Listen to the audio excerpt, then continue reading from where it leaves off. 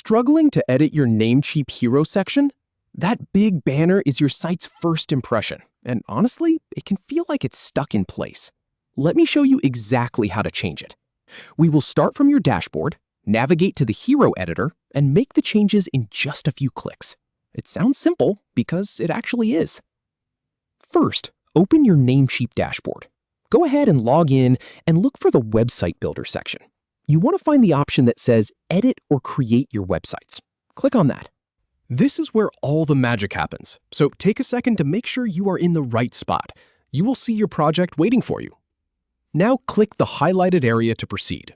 It is usually the Edit button or a pencil icon right next to your website name.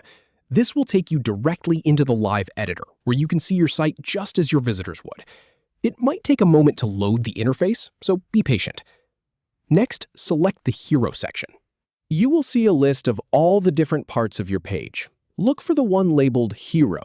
It is usually at the very top, and it controls that big headline, the background image, and the main text. Click on it. This opens up the editing panel on the side. Click on the Hero description text to edit it.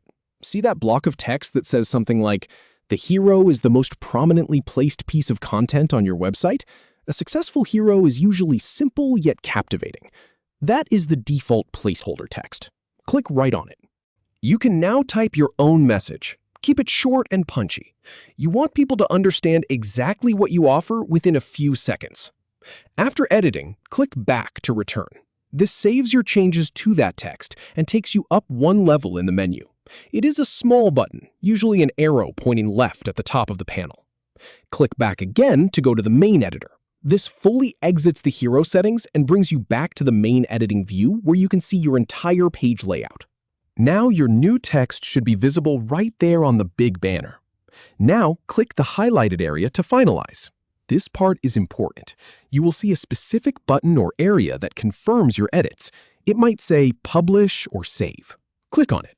And here is the really important part. Do not skip this step.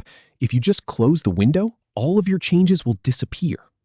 Finally, click Continue to save your changes. A confirmation pop-up will appear asking if you are sure. Click Continue. Give it just a second to process and update your site. And that is it. You went from staring at a boring default hero to confidently customizing it with your own words. Now your site makes that strong first impression you were looking for. If this helped, give the video a thumbs up, and I will catch you in the next one.